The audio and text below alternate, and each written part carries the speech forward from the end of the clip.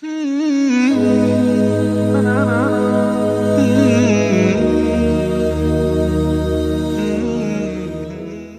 بالله من الشيطان الرجيم بسم الله الرحمن الرحيم وصلى الله على محمد وعلى آله الطيبين الطاهرين الذين أذهب الله عنهم الرجس وطهرهم تطهيرا اللهم صل على محمد وآل محمد ولعنة الدائمة الباقية على أعدائهم ومنكر فضائلهم وغاصب حقوقهم أجمعين من يوم عداوتهم إلى قيام يوم الدين أما بعد يا عباد الله أوصيكم ونفسي بتقوى الله فإن التقوى خير الزاد وبها المعاد وتنفع يوم لا ينفع فيه مال ولا بنون إلا من أتى الله بقلب سليم وصلى الله على محمد وعلى آله الطيبين الطاهرين اللهم صل على محمد وآل محمد وعجل فرجهم আমার প্রিয় দর্শক ও শ্রোতাবৃন্দ, আপনাদের সকলকে আন্তরিক সালাম ও শুভেচ্ছা জানিয়ে আজকের অনুষ্ঠান ইসলাম ইন বাংলায় আপনাদেরকে স্বাগতম জানাই।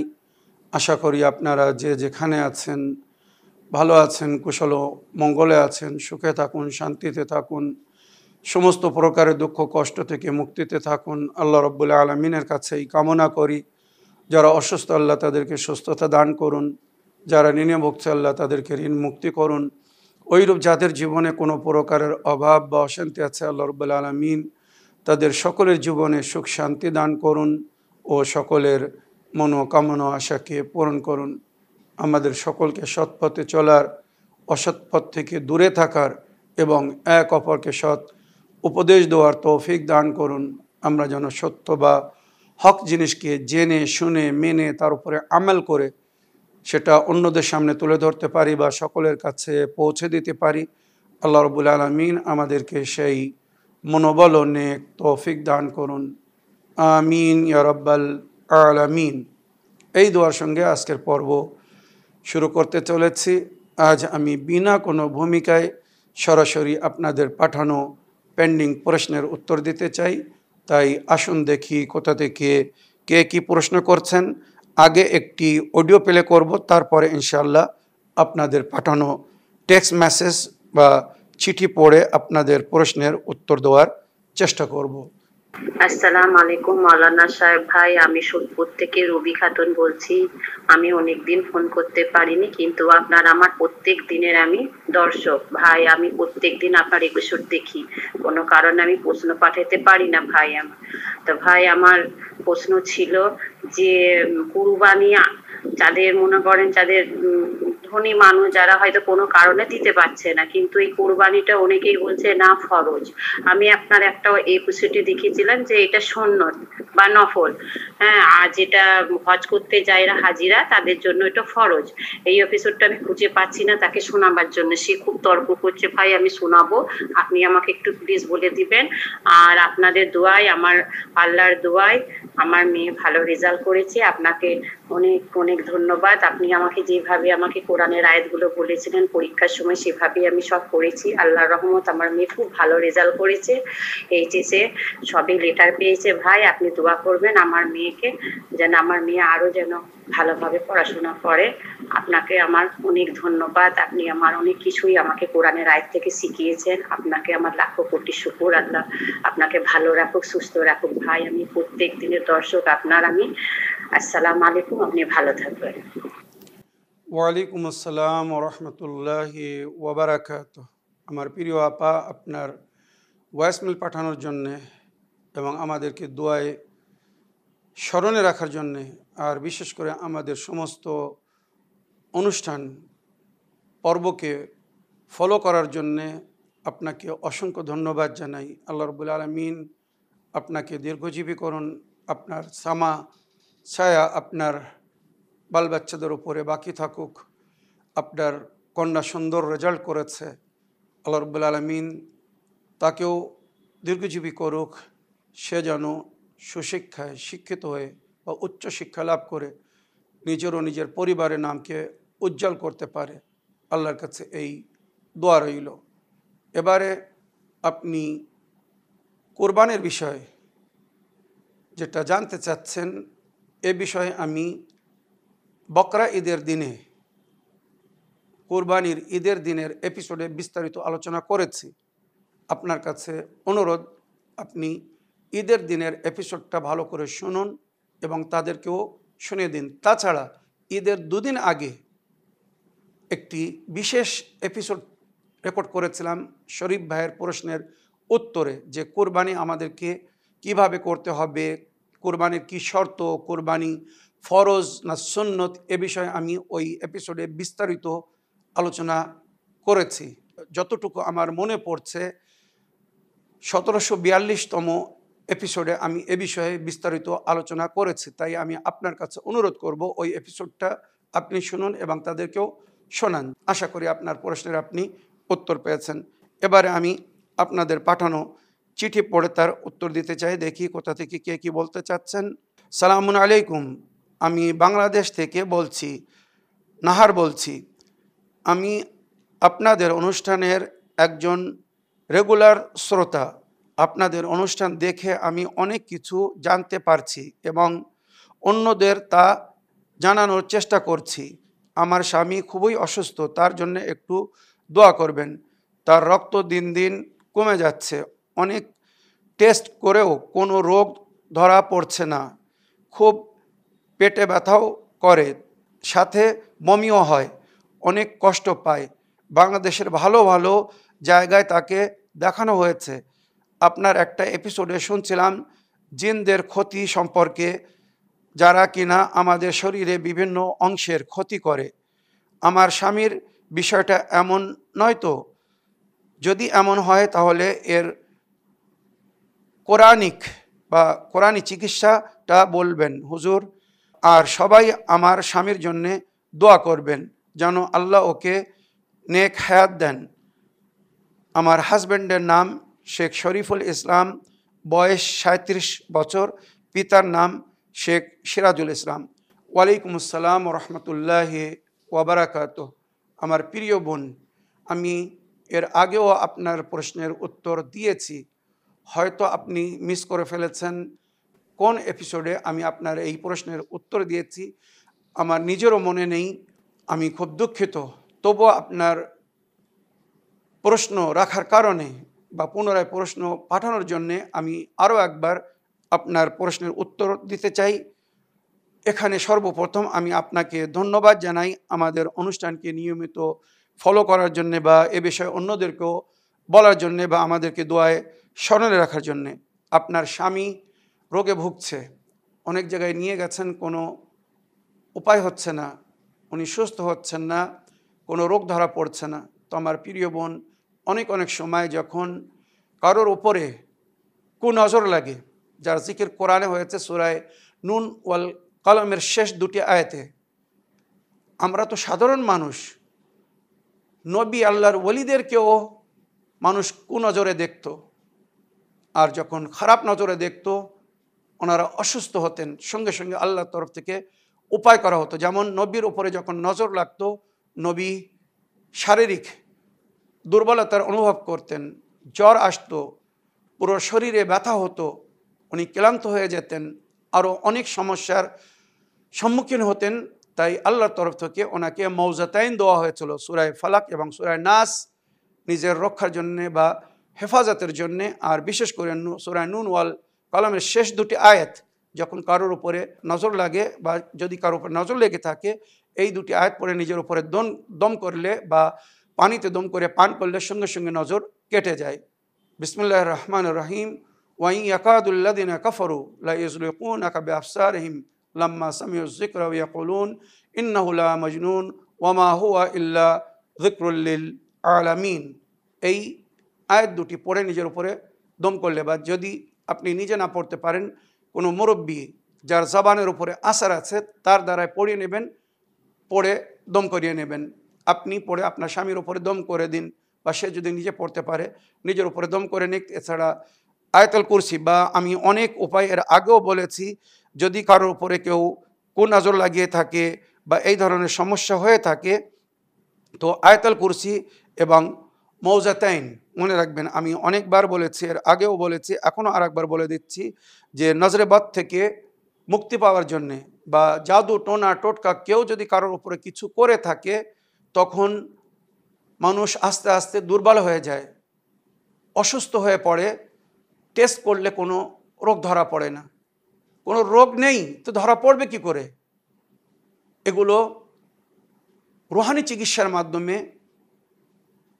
যে চিকিৎসা নবীর আহলে বায়ত বলেছেন, তার মাধ্যমে এর চিকিৎসা করতে হবে।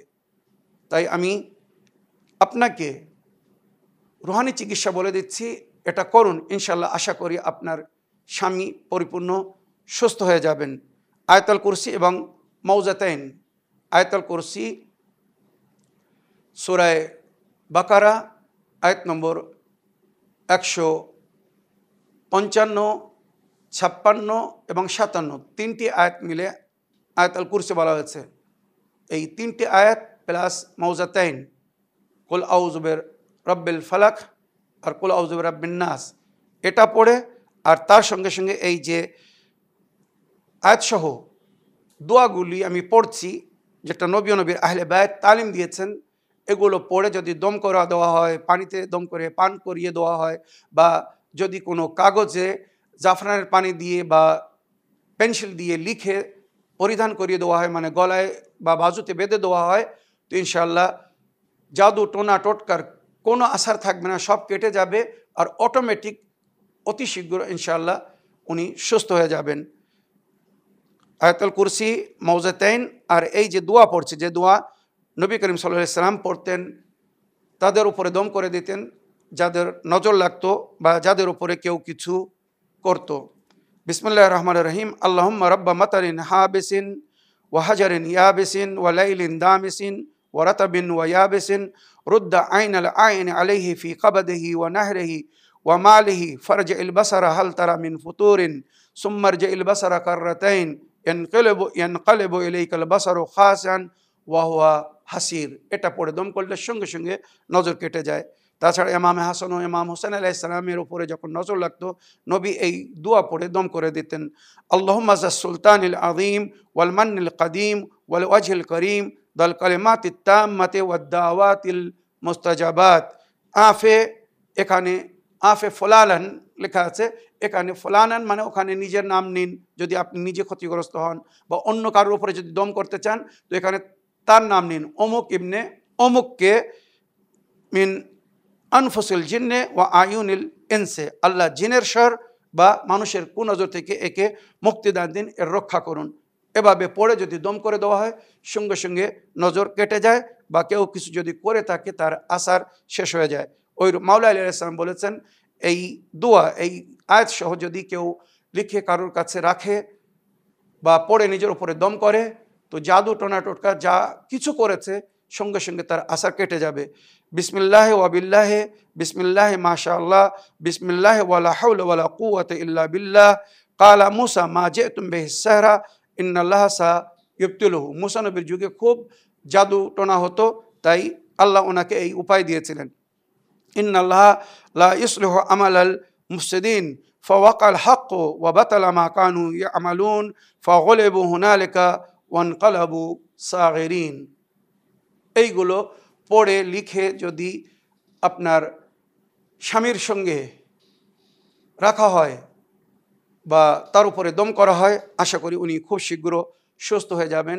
এছাড়া আয়ুর্বেদিক চিকিৎসা রূপে আমি একটা জিনিস বলে দিচ্ছি, যদি সকালবেলা খালি পেটে অ্যালোভেরার পাতার রস, ভালো করে মন দিয়ে শুনবেন, অ্যালোভেরার পাতার রস, তার সঙ্গে সামান্য কাঁচা হলুদের রস, অল্প আদার রস, কাঁচা হলুদের রস, আদার রস, নেবুর রস, 5টা জিনিস একসঙ্গে মিক্স করে পান করতে হবে।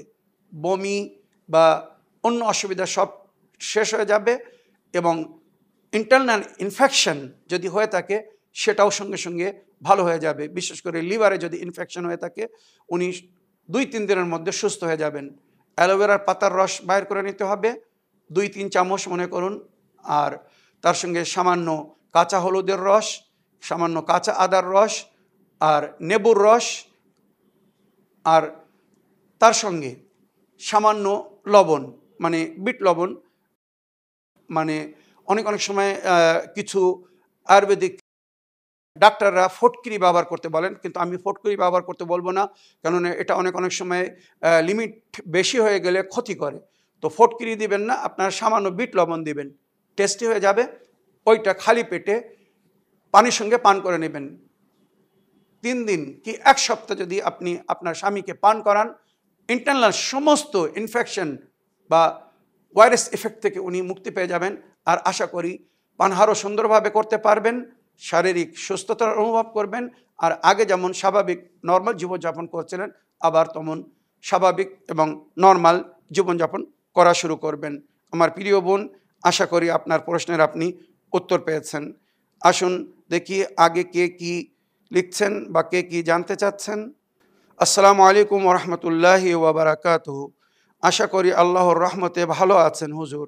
আমার একটা প্রশ্ন, আমি জীবনে অনেক বড় বড় গুনাহ করেছি, আর আমি বড় বড় গুনাহগুলো জেনে শুনে করেছি। তারপরে আমি আপনার ইসলাম ইন বাংলা এপিসোড পেলাম, তারপরে সমস্ত গুনাহর তওবা করলাম। কয়েক বছর সব কিছু ঠিকঠাক চলছিল, তারপরে জানি না আমার কাছে আবার আগের মতো গুনাহে কবিরা সাগিরা হয়ে যাচ্ছে। এমন গুনাহ হয়ে যাচ্ছে, যখন ওই গুনাহগুলো মনে করি তখন রূহ কেঁপে ওঠে। তখন আল্লাহ রব্বুল আলামিনের কাছে কান্নাকাটি করে তওবা করি। সব কিছু ঠিক চলছিল বা ঠিক চলতে চলতে আবার জানি না সব কিছু ভুলে যাই, আবার আগের মতো গুনাহে কবিরা করে বসি। এখন আমি কি করব হুজুর, আপনি আমাকে উপায় বের করে দিন। আমি সমস্ত গুনাহ হতে পাক হতে চাই। জানি না কখন আল্লাহ রব্বুল আলামিনের ডাক এসে যাবে, আর আমি যে জেনে শুনে গুনাহে কবিরা করছি এর জন্যে কি করতে হবে এবং কি কাফারা দিতে হবে। সমস্ত গুনাহের জন্যে একটাই কাফারা দিলেই হবে, না সমস্ত গুনাহের জন্যে আলাদা আলাদা করে কাফারা দিতে হবে? আর আল্লাহ পাক কি আমাকে ক্ষমা করবেন? দয়া করে একটু ভালো করে বুঝিয়ে বলবেন। আসসালামু আলাইকুম। ওয়ালাইকুম আসসালাম রহমতুল্লাহি ওয়াবারাকাতু। আমার প্রিয় ভাই বা বোন, আপনি আপনার নাম ঠিকানা কিছু লেখেননি, কিন্তু আপনি নিজের সমস্যার উল্লেখ করেছেন। আপনি আগে ভুল করছিলেন, অন্যায় বা পাপ করছিলেন, যেটা আপনি লিখেছেন আপনি গুনাহে কাবিরায় লিপ্ত ছিলেন। আমাদের অনুষ্ঠান ইসলাম ইন বাংলা বা চ্যানেল উইনে অনুষ্ঠান ইসলাম ইন বাংলা ও মাসাইলে জিন্দেগি বাংলা দেখার পরে আপনি হয়তো হেদায়েত পেয়েছিলেন। অনেক জিনিস জেনে শুনে মানুষের মন নরম হয়ে যায়, মানুষ নিজের ভুল বুঝতে পারে, তখন অন্যায়কে ছেড়ে দেয়, যেটা আপনিও করেছিলেন। কিন্তু আবার শয়তান পেছনে পড়ে আছে, আপনাকে ভুল পথের দিকে আমন্ত্রণ জানাচ্ছে। যে ভুল থেকে আপনি বাইরে এসেছিলেন, আবার সেই ভুলের দিকে চলে যাচ্ছেন। তাই উপায় জানতে চেয়েছেন যে আপনি কি করলে এই ভুল পথ থেকে পরিপূর্ণরূপে বাইরে আসতে পারবেন, গুনাহে কবিরা বা সগীরাকে ত্যায্য করতে পারবেন। আমার প্রিয় ভাই বা বোন, এর জন্যে সর্বপ্রথম আপনাকে মানবিক বা শারীরিক পবিত্রতা অর্জন করতে হবে। যতক্ষণ আপনি নিজের পবিত্রতা মেনটেন না করবেন, শয়তান আপনার পেছন ছাড়বে না। যারা নাপাক থাকে, নাজিস থাকে, হারাম খায়, শয়তানের বন্ধু হয়ে যায়। শয়তান তাদেরকে নিজের প্রিয় মনে করে, সুতরাং তাদেরকে তখন ভুল পথ থেকে বাইরে আসতে দেয় না, বরং ভুলকে, অন্যায়কে, পাপকে সুন্দর করে সাজিয়ে তাদের সামনে তুলে ধরে, আর তাদের অন্তরের মধ্যে একটি কুমন্ত্রণা জাগিয়ে দেয়, যার জিকির কোরআনে হয়েছে, ইন্নান নাফসা লা আম্মারাতুন বিসসু ইল্লা মা রাহমা রাব্বি। নফস ভুলের দিকে আমন্ত্রণ জানায়। কোন নফস? নফসে আম্মারা, যে মানুষকে অন্যায়ের দিকে আমন্ত্রণ জানায়, আর নফসে লওয়ামা মানুষকে অন্যায় থেকে বাধা দেয়, প্রতিবাদ করে। কিন্তু মানুষ যখন নাজিস এবং হারাম খেয়ে অন্যায় করে পাপ করে করে নিজের নফসে লওয়ামাকে দুর্বল করে ফেলে, তখন সে নিজের নফসকে কন্ট্রোল করতে পারে না, আর নফসে আম্মারার কথা শুনে, শয়তানের কুমন্ত্রণা শুনে ভুল পথের পথিক হয়ে যায়। তাই আমার প্রিয় ভাই বা বোন, আপনাকে সর্বপ্রথম পবিত্রতা অর্জন করতে হবে, সবসময় পাক পবিত্র থাকার চেষ্টা করতে হবে। গোসল ফরজ হলে সঙ্গে সঙ্গে গোসল করতে হবে, আর অজু নষ্ট হয়ে গেলে অজু করতে হবে। আউ্বালে ওয়াক্ত নামাজ পড়া ধরুন, নামাজ পড়া শুরু করুন। আর যদি আল্লাহ তৌফিক দেয়, আর দেবে কখন, যখন আপনি পবিত্রতা মেনটেন করবেন, রাত্রের শোয়ার আগে অজু করে 2 রাকাত নামাজ পড়ে আল্লাহর কাছে তওবা করে ঘুমাবেন, অটোমেটিক তাহাজ্জুদ নামাজের সময় চোখ খুলে যাবে। তাহাজ্জুদ নামাজ পড়া শুরু করুন, বা দিনের ফরজ নামাজ 5 ওয়াক্ত নামাজ আউ্বালে ওয়াক্তে পড়ুন। বিসমিল্লাহির রহমানির রহিম। ইন্নাস সালাতা তানহা আনিল ফাহশাই ওয়াল মুনকার। নামাজ মানুষকে সমস্ত প্রকারের জঘন্যতা থেকে, অন্যায় থেকে, পাপ থেকে দূরে রাখে। যারা নামাজ পড়েও পাপ করছে, তার মানে এদের নামাজ কবুল হচ্ছে না, এরা শুধু উঠবোস করছে, মনে রাখবেন।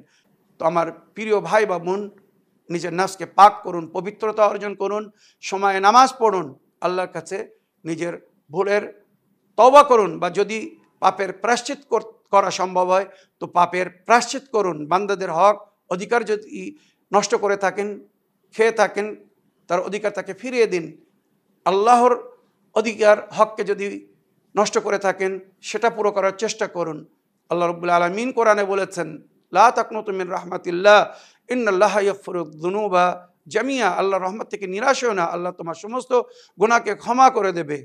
ইন্নাল্লাহা গফুরুর রহিম, আল্লাহ ক্ষমাশীল, রহম কান্নাওয়ালা। তবে অন্তর থেকে তওবা করতে হবে, ভুল স্বীকার করতে হবে, পাপের প্রায়শ্চিত করতে হবে। তারপরে আল্লাহর কাছে তওবা করলে আল্লাহ তওবাকে গ্রহণ করবেন এবং ক্ষমা করে দেবেন। আপনার মতো একজন ব্যক্তি ইমাম হোসেন আলাইহিস সালামের দরবারে এসে বলছে, মাওলা, আমি বহু চেষ্টা করছি নিজের নফসকে অন্যায়, বুরাই, পাপ থেকে মুক্ত রাখার, দূরে রাখার, কিন্তু রাখতে পারছি না। গুনার পরে গুনাহ হয়ে যাচ্ছে, না চেয়েও অনেক সময় গুনাহ করছে। এমন গুনাহ করছি যার যদি মুআখাযা হয়, মানে আল্লাহ যদি আমাকে ধরে, তো আমি রেহাই পাবো না, আমার ঠিকানা নরক ছাড়া আর কিছু হবে না। মাওলা, আমি জানি না কখন ডাক এসে যাবে আর আমি চলে যাব। যেমন আপনিও লিখেছেন, কখন আল্লাহর ডাক এসে যাবে আর আমি চলে যাব আমি জানি না। তাই এই দুনিয়া থেকে যাওয়ার আগে আমি পাপমুক্ত হতে চাই। আমাকে কোনো উপায় বলে দিন যাতে আমি পাপ না করি, আর খোদা না করুক যদি আমার কোনো পাপ হয়ে যায় তো আল্লাহ যেন আমাকে ক্ষমা করে দেয়। এবারে ভালো করে মন দিয়ে শুনুন। ইমাম হোসেন তাকে বললেন, যখন তোমার মনে পাপের বা পাপ করার আশা জাগবে, বা যখন কোনো পাপ করতে যাবে, বা পাপ করার যদি ইচ্ছা হয়, তখন নিজের সঙ্গে এইভাবে কথা বলবে। কি বলবে? 5টি জিনিস ইমাম হোসেন আলাইহিস সালাম বলেছেন। পাপ করার আগে আল্লাহর এই জমিন, যে জমিনে বসবাস করছো, আল্লাহর জমিন ছেড়ে দাও।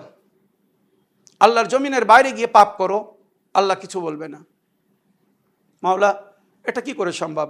আমি কি করে দুনিয়ার বাইরে চলে যাব? এই দুনিয়ায় থেকেই যা কিছু করতে পারি বা করছি, দুনিয়ার বাইরে যাওয়ার ক্ষমতা আমার নেই। তখন ইমাম হোসেন আলাইহিস সালাম বললেন, তাহলে এক কাজ করো, আল্লাহ যে রুজি দিচ্ছে, এই দুনিয়ায় যে তুমি রুজি খাচ্ছ, আল্লাহর দান, তুমি আল্লাহর দেওয়া রুজি খেও না, আল্লাহ তোমাকে ধরবে না। তুমি যখন তার নেয়ামত উপভোগ করবে না, তো সে তোমার কাছে প্রশ্ন করবে না। আল্লাহর নেয়ামত খেও না। মাওলা, এটা কি করে সম্ভব? বেঁচে থাকতে গেলে পানার করতে হবে, খেতে হবে, আল্লাহর উৎপাদন, আল্লাহর জমি থেকে যা কিছু পাচ্ছি সেগুলো খেতে হবে। আল্লাহর জমির বাইরে যাওয়ার ক্ষমতা নেই, আল্লাহর নেয়ামত রুজি না খেয়েও থাকার ক্ষমতা নেই। তাহলে এক কাজ করো, আল্লাহর নজরের আড়ালে গিয়ে এমন জায়গায় গিয়ে গুনাহ করো যেন আল্লাহ তোমাকে না দেখে। যদি আল্লাহ না দেখে তো তোমাকে ধরবে না। হাদিস বলছে, ইত্তাকু মাসিয়াল্লাহি ফিল খালওয়াত ফাইন্নাল হাকিমু ওয়াশ শাহিদ। গোপনে গুনাহ করা থেকে বিরত থাকো, কেননা যে তোমার বিচারক, জজ, সে কিন্তু দেখছে। তো দুনিয়ায় এমন কোনো জায়গা নেই যেখানে আল্লাহ দৃষ্টিপাত করেন না। ইমাম হোসেন কি বলছেন? আল্লাহর দৃষ্টির বাইরে গিয়ে গুনাহ করো। সে বলছে, মাওলা, এটা কি করে সম্ভব? এটাও সম্ভব না।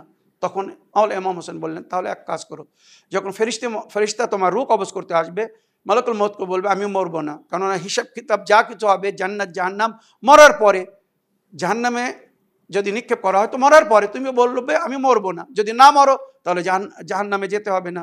মাওলা এটা কি করে সম্ভব? যার মত যেখানে লেখা আছে, না এক কদম আগে যেতে দেবে না এক কদম পেছনে এটা আসতে দেবে, কি করে মাওলা আমি মত থেকে নিজেকে রক্ষা করব? তখন মাওলা পঞ্চম কথা বললেন, মরাই যখন অনিবার্য, তো এক কাজ কর, মরার পরে যখন আল্লাহর বিচার হবে,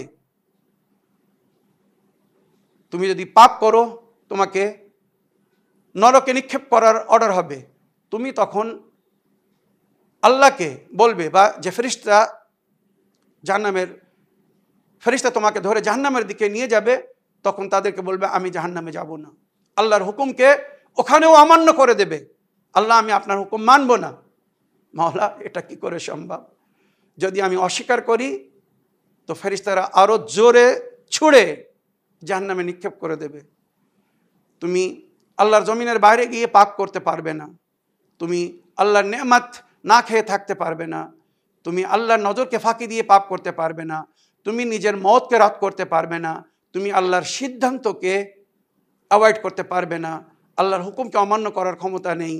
আল্লাহ যদি জাহান্নামের বিচার বা নালিশ দিয়ে দেয়, তোমাকে জাহান্নামে যেতে হবে অনিবার্য, এইগুলো তুমি নিজেকে বলো, অটোমেটিক তোমার পাপের আশা মুছে যাবে, অটোমেটিক তোমার সিদ্ধান্ত পরিবর্তন হয়ে যাবে, চেঞ্জ হয়ে যাবে।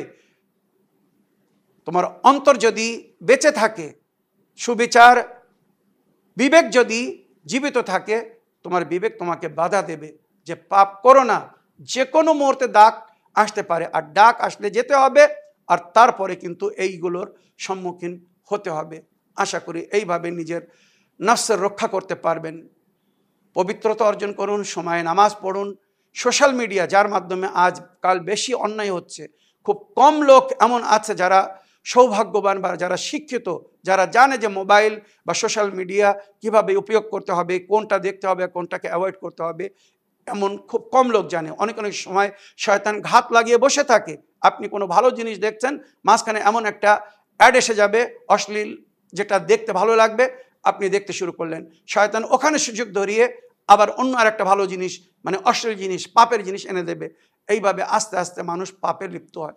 তো সোশ্যাল মিডিয়া থেকে দূরে থাকুন, নফসকে পবিত্র রাখুন, তাহাজ্জুদ পড়ুন, আর একবার নিজের পরকালের সম্পর্কে ভাবুন, কবরের হিসেব কিতাবের সম্পর্কে ভাবুন। রাতের অন্ধকারে যখন ঘুমিয়ে পড়বেন, বিস্তারের উপরে যাবেন, যখন ঘুম আসবে না, তখন নিজের সঙ্গে নিজে কথা বলুন যে আজকের রাত্রের যদি আমার ভোর না হয়, মানে রাত্রের শেষ হওয়ার আগে, ভোরের আগে যদি আমি দুনিয়া থেকে চলে যাই, মনে রাখবেন ঘুমকে মৃত্যুর ভূমিকা বলা হয়েছে, এই ঘুম থেকে যদি আমরা না উঠি, জীবন শেষ, কাহিনী খতম। তো নিজের সঙ্গে এইভাবে কথা বলুন যে কালকে যদি আমি চোখ না খুলতে পারি এই দুনিয়ায়, তাহলে আমার কি হবে? আমি যে ভুলগুলো করছি, যে পাপগুলো করছি, অন্যায়গুলো করছি, লিমিটেড সময়, অল্প সময়, সারা জীবন তারা আযাব ভোগ করতে হবে। 10 মিনিট পাপ করলে হয়তো 10,000 বছর তার জন্য আযাব সইতে হবে, জাহান্নামে নিক্ষেপ করে দেওয়া হবে। একজন ইমামের কাছে এসে প্রশ্ন করছে, মাওলা আমি ছোট একটা পাপ করেছি, 1 মিনিটও পাপ করতে সময় লাগেনি, তার জন্য আমাকে 1 বছর, যেমন আপনার বলছেন, তার হয়তো বেশি সাজা ভোগ করতে হবে, তো সামান্য সময়ের জন্যে এত সাজা কেন ভোগ করতে হবে? তখন মাওলা ইমাম বললেন, তোমার চোখে যদি কেউ পাথর মারে, দূর থেকে একটা ঢেলা মারলো, পাথর মারলো, কিছু মারলো, তোমার চোখ নষ্ট হয়ে গেল। চোখে পাথর লাগতে কত সময় লেগেছিল? 1 সেকেন্ড। 1 সেকেন্ডের মধ্যে তোমার চোখ নষ্ট হয়ে গেল। আর তুমি অন্ধ হয়ে গেলে কতদিনের জন্যে? সারা জীবনের জন্যে। আর ওই চোখ ভালো হলো না, চোখ গলে গিয়েছে, চোখ শেষ হয়ে গিয়েছে, আইসাইট চলে গেছে, আর কিছু করার নেই। তো ওইরূপ অনেক পাপ আছে যার সাজা দীর্ঘ হবে। তাই আমার প্রিয় ভাই বা বোন, এইভাবে নিজের নফসের কন্ট্রোল করা শিখুন। আর আপনি পাপের কাফারা জানতে চেয়েছেন, তো বিভিন্ন পাপের বিভিন্ন কাফারা। যদি আপনি কাউকে হত্যা করে থাকেন, তার একটা কাফারা আছে। যদি আপনি কারোর সঙ্গে ধর্ষণ করে থাকেন, কারোর সঙ্গে জেনা করে থাকেন, তো তার আলাদা কাফারা আছে। যদি আপনি কাউকে আঘাত করে থাকেন, মেরে থাকেন, তার আলাদা কাফারা আছে। মাতা পিতার সঙ্গে দুর্ব্যবহার করলে তার আলাদা সাজা। আত্মীয় স্বজনদের সঙ্গে দুর্ব্যবহার করলে তার আলাদা সাজা, বা না মেহরামের সঙ্গে দুরাচার করলে তার আলাদা সাজা, বিভিন্ন পাপের বিভিন্ন সাজা রাখা হয়েছে। তো আপনি যদি কখনো সরাসরি কন্ট্যাক্ট করে বা কনফারেন্স লাইনে কন্ট্যাক্ট করে যদি আমাকে আপনার পাপ, যার থেকে আপনি ভয়ভীত, যদি আপনি বলতে পারেন যে হুজুর আমি এই পাপ করেছি, এর প্রায়শ্চিত কিভাবে করব, বা এর কি কাফারা, তখন আমি হয়তো ডিটেলসে বলতে পারবো যে আপনি এই পাপ যখন করেছেন তো এর জন্য এই প্রায়শ্চিত বা এই কাফারা দিতে হবে। তাছাড়া যতক্ষণ পাপ না জানতে পারবো তার কি সাজা বা কি শাস্তি এই দুনিয়ায় রাখা হয়েছে তা, বা তার প্রায়শ্চিত কিভাবে করা যাবে, এটা বলা তো সম্ভব হবে না। আশা করি আমার প্রিয় ভাই বা বোন আপনার প্রশ্নের আপনি উত্তর পেয়েছেন। আসুন আগের আরেকটা চিঠি পড়ি। সালামুন আলাইকুম, আমি বীরভূম জেলা থেকে বলছি, হুজুর প্লিজ আমার নামটা উল্লেখ করবেন না। এখানে উনি ওনার নাম লিখেছেন সালাতুল ইস্তেগাসা। এই নামাজ পড়ার জন্যে আগে নাফস শরীরকে পাক ও পবিত্র করতে হয়। আমি যে উদ্দেশ্যে এই নামাজ পড়তেছি সেই উদ্দেশ্যে সফল হতে পারছি না। হুজুর আমাকে কি করতে হবে দয়া করে বলবেন। এই প্রশ্নের উত্তর ইসলাম ইন বাংলাতে দিবেন। আল্লাহ হাফিজ। ওয়ালাইকুম আসসালাম রহমতুল্লাহ ওবারাকাত। আমার প্রিয় বোন, আপনার চিঠি লেখার জন্য আপনাকে ধন্যবাদ জানাই। আপনি সালাতুল ইস্তেগাসা পড়ছেন, কিন্তু যে উদ্দেশ্যে পড়ছেন তাতে সফল হচ্ছেন না। আমার প্রিয় বোন, অনেক সময় আমরা কিছু জিনিস অতি শীঘ্র চাই, কিন্তু আল্লাহ জানেন যে এটা এখন দিলে আমার জন্য মঙ্গল বা আমাদের জন্য ভালো হবে না উপযুক্ত সময়, সেই সময় যে সময়ের আমি প্রাপ্য বা অধিকারী, তখন দিলে ভালো হবে। কোরআন বলছে আসা আন তুহিব্বু শাইআন ওয়া হুয়া শাররুল লাকুম। অনেক সময় তোমরা কিছু জিনিসকে ভালোবাসো, পছন্দ করো, কিন্তু তার মধ্যে তোমাদের ক্ষতি লুকিত থাকে।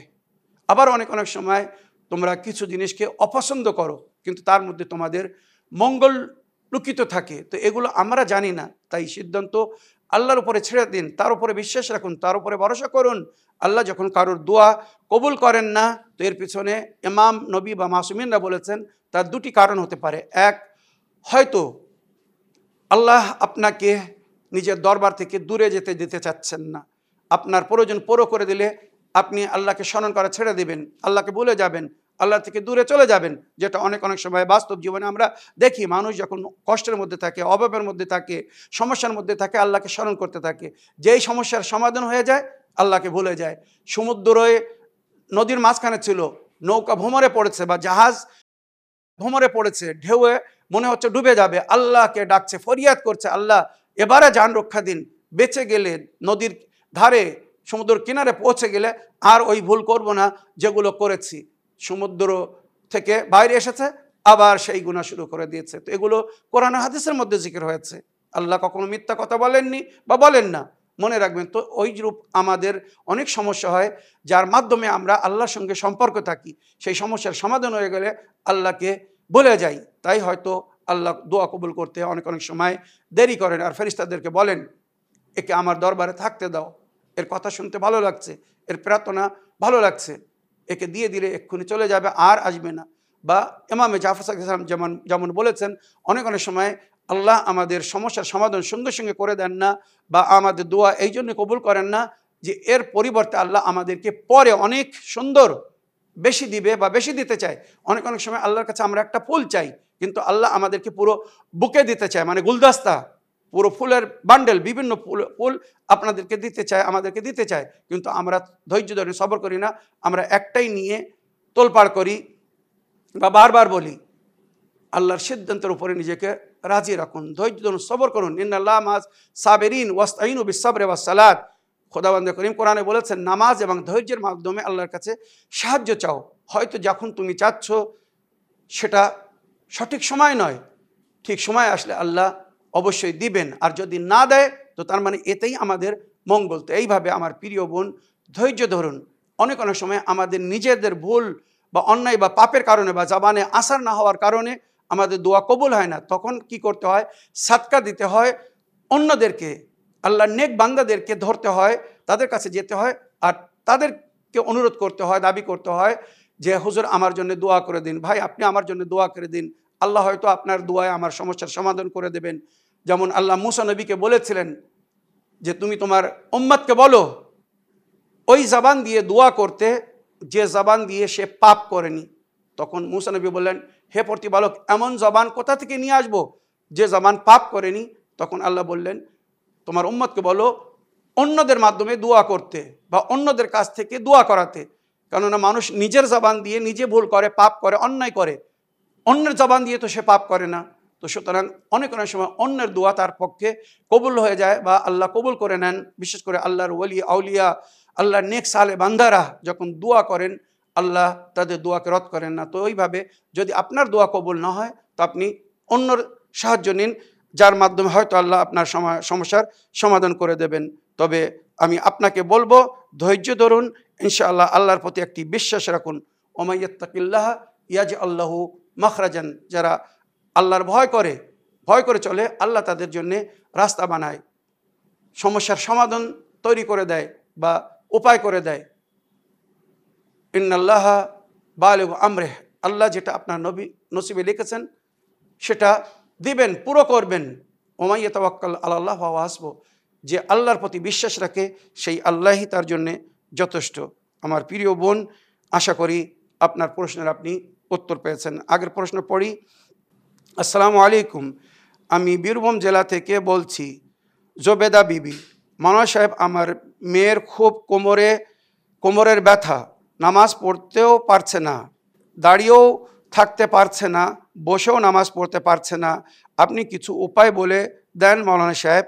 আল্লাহ হাফিজ। ওয়ালাইকুম আসসালাম ওয়া রাহমাতুল্লাহি ওয়া বারাকাতুহু। আমার প্রিয় আপা বা বোন, আপনার কন্যা যে সমস্যার সম্মুখীন হচ্ছেন কোমরের ব্যথার জন্যে, আমি এর আগেও অনেক চিকিৎসা বলেছি, আর আলহামদুলিল্লাহ সেগুলো উপয়োগ করে সবাই বা অনেকেই লাভবান হয়েছেন। আমি 1 নম্বর উপায় বলবো, আপনার কন্যার হাজামা করিয়ে দিন। হাজামা মানে শরীর থেকে বদ রক্ত বাহির করে দেওয়া। মেডিকেল সায়েন্সের মাধ্যমে এটা করা হয়। আপনাদের এলাকায় শহরে খোঁজ নিন কোথায় হাজামা হয়। নবী করিম সাল্লাল্লাহু আলাইহি ওয়াসাল্লাম বলেছেন, বছরে কমসে কম 1 থেকে 2 বার হাজামা করলে শরীরের অনেক রোগ থেকে মুক্তি পাওয়া যায়। অনেক সময় জোরে জোরে কোমরে বদরক্ত জমা হয়ে গেলে তখন ব্যথা শুরু হয়, আর যতক্ষণ ওই রক্ত পরিষ্কার না হয় বা ওই রক্ত বাহির না করে দেওয়া হয়, ব্যথা হতে থাকে। তাই আমি বলবো আপনার কন্যার হাজামা করান, ইনশাআল্লাহ আশা করি উনি তাতেই সুস্থ হয়ে যাবেন। যদি এটা সম্ভব না হয় তাহলে এবার আয়ুর্বেদিক চিকিৎসা, যেটা আমি এর আগেও বলেছি, 4টে থেকে 5টা জিনিস মিক্স করে একটি পান তৈরি করতে হবে, কাঢ়া তৈরি করতে হবে। কাঁচা হলুদের রস 2 চামচ বা 1 চামচ, কাঁচা আদার রস 1 চামচ বা 2 চামচ, এটাকে ভালো করে বয়েল করতে হবে। এর সঙ্গে যদি গোলমরিচ, এটা কিন্তু কালো হয় সাদাও হয়, তো সাদা গোলমরিচ যদি পাওয়া যায় এটা খুব উপকারী, ওইটা ওর সঙ্গে দিয়ে ভালো করে বয়েল করতে হবে। তারপরে ওর সঙ্গে সামান্য মধু এবং লেবুর রস মিক্স করে সকাল সন্ধ্যা এটা পান করতে হবে। 1 সপ্তাহ পান করলে পুরো জোড়ের ব্যথা চলে যাবে, কারণ ওটা রক্তকে পরিষ্কার করে, রক্ত চলাচলকে সুন্দর করে, আর শরীর থেকে বদ রক্ত বাহির করে দেয়। তো ইনশাল্লাহ আশা করি এভাবে আপনার কন্যার চিকিৎসা হয়ে যাবে। এছাড়া রুহানি চিকিৎসা হিসেবে যেটা রওয়ায়াতের মধ্যে উল্লেখ হয়েছে, ইমাম মুহাম্মদ বাকির আলাইহিস সালাম বলেছেন, সূরা আল-হামদ আর সূরা তৌহিদ কুল আল্লাহু আহাদ যদি কারোর চিকিৎসা না করতে পারে, রোগ মুক্ত না করতে পারে, তো তার কোনো উপায় নেই। তার মানে এত গ্যারান্টি এই সূরার মধ্যে আল্লাহ দিয়েছেন। 7 বার সূরা আল-হামদ আর 7 বার সূরা তৌহিদ, 7 বার সূরা আল-হামদ, সূরা ফাতিহা আর 7 বার সূরা কুল আল্লাহু আহাদ পড়তে হবে। আর তারপরে এই আয়াত পড়তে হবে যে আয়াতের মধ্যে আল্লাহ তার বান্দাদের জন্য শিফা রেখেছেন, ওয়ানুনাজ্জিলু মিনাল কোরআনে মা হুয়া শিফাউন ওয়া রাহমা লিল মুমিনিন, সূরা বনী ইসরাঈল আয়াত নম্বর 82। আর ইমাম রিদা আলাইহিস সালাম যেটা বলেছেন, ব্যথার জায়গায় হাত রেখে, ইয়া মুনাজ্জিলা শিফা ওয়া মুসিবাদ দা সাল্লি আলা মুহাম্মদ ওয়া আলিহি ওয়া আনদিল আলা ওয়াজহি আশ-শিফা, এটা পড়ে হাত রেখে যদি দম করা হয় তো ব্যথা থেকে মুক্তি পাওয়া যাবে। আর পানিতে 7 বার সূরা আল-হামদ, 7 বার সূরা কুল আল্লাহু আহাদ, ওয়া নুনাজ্জিলু মিনাল কোরআনি মা হুয়া শিফাউন ওয়া রাহমা, এই আয়াত বা আয়াতুশ শিফা, এবং ইয়া মুনজিলাশ শিফা ওয়া মুযহিবাদ দা সাল্লি আলা মুহাম্মাদিন ওয়া আলিহি ওয়া আনজিল আলা ওয়াজি আশেফা, এটা পড়ে দম করে যদি ওই পানি সকাল সন্ধ্যে পান করা হয় তো ওষুধের কাজ করবে, আর খুব শীঘ্র ইনশাআল্লাহ আপনার কন্যা ওই ব্যথা থেকে মুক্তি পাবেন। এছাড়া কোমরের বা হাঁটুর ব্যথার জন্যে আমি এর আগেও বলেছি, দোয়ায় মশরুল, জাইতুনের তেল বা কলঞ্জির তেল, দুটোর কোনো একটা তেল নেবেন, বাজারে পাওয়া যায় দুটোই। ওর উপরে সূরায়ে মুমিনুনের আয়াত নম্বর 14 আর দোয়ায় মশরুল পড়ে দম করে কোমরে বা হাঁটুতে যেখানে ব্যথা ওখানে মালিশ করতে হবে। আর মালিশ করার সময় এই দোয়া পড়তে হবে, বিসমিল্লাহির রহমানির রহিম, ইয়া ওয়াজো ইয়া আলম ইজহাব ইলা বাদানিল কুফার ওয়াল মুশরিকিন ওয়াতরুকনি বিহাক্কে মুহাম্মদ ওয়া আলিহি তাহিরিন। আর আপনি যদি আপনার মেয়ের কোমরের মালিশ করেন তো আপনি দোয়াটা এইভাবে পড়বেন, ইয়া ওয়াজো ইয়া আলম ইজহাব ইলা বাদানিল কুফার ওয়াল মুশরিকিন ওয়াতরুকহা বিহাক্কে মুহাম্মদ ওয়া আলিহি তাহিরিন। আমার মনে হয় 1 থেকে 2 সপ্তাহ যদি আপনি এটা করেন, আপনার কন্যা পরিপূর্ণভাবে সুস্থ হয়ে যাবে। উনি বসে দাঁড়িয়ে যেভাবে ইচ্ছা তখন নামাজ পড়তে পারবেন। আশা করি আপনারা সবাই নিজের প্রশ্নের উত্তর পেয়ে গেছেন। কিছু প্রশ্নের উত্তর পেন্ডিং আছে, যেমন সুরাজ ভাই উনি কসর নামাজ সম্পর্কে প্রশ্ন রেখেছিলেন যে হুজুর নামাজ কখন কসর হবে, তার কি কি শর্ত। অনেক দিন ধরে প্রশ্নটা পেন্ডিং আছে, বিভিন্ন স্পেশাল এপিসোডের কারণে তারা এখনও উত্তর দিতে পারেনি। তো আমার প্রিয় সুরাজ শেখ ভাই, আপনার দুটো প্রশ্নের উত্তর পেন্ডিং আছে, একটি কসর নামাজ সম্পর্কে আর একটি জঙ্গে আহজাব, সূরা আহজাবের মধ্যে যার জিকির হয়েছে খান্দাকের যুদ্ধের সম্পর্কে আপনি জানতে চেয়েছেন, এই যুদ্ধের কারণ কী ছিল, এই যুদ্ধ কাদের সঙ্গে হয়েছিল। ইনশাল্লাহ আমি আগামী এপিসোডে আপনার এই দুটো প্রশ্নের উত্তর দেওয়ার চেষ্টা করব। বাকি সবাই আশা করি আপনারা নিজের প্রশ্নের উত্তর পেয়ে গেছেন। আপনাদের কাছে আজকের এপিসোডে আরও একটা অনুরোধ করতে চাই, মহরম নিকটে আসছে, মহরমের 10 থেকে 12 দিন প্রতিদিন মজলিস টেলিকাস্ট হবে, তাই হয়তো এই 10 দিন আপনাদের প্রশ্নের উত্তর দেওয়ার সুযোগ হবে না। তাই আপনারা যদি নিজের কোনো প্রশ্নের উত্তর নিতে চান তো মাসায়েলে জিন্দেগি বাংলায় প্রশ্ন রাখুন। সপ্তাহে একদিন শুক্রবারের দিন আমি আপনাদের সকলের প্রশ্নের উত্তর দেওয়ার চেষ্টা করব অনুষ্ঠান মাসায়েলে জিন্দেগি বাংলার মাধ্যমে। তো এরপরে আপনারা যখনই প্রশ্ন রাখবেন তো বলবেন হুজুর এই প্রশ্নের উত্তর আমি মাসায়েলে জিন্দেগিতে শুনতে চাই। এই বলে আমার আজকের বক্তব্য এখানে শেষ করলাম। ওয়া আখিরু দাওয়ানা আলহামদুলিল্লাহি রাব্বিল আলামিন। ওয়াসসালামু আলাইকুম ওয়া রাহমাতুল্লাহি ওয়া বারাকাতুহু।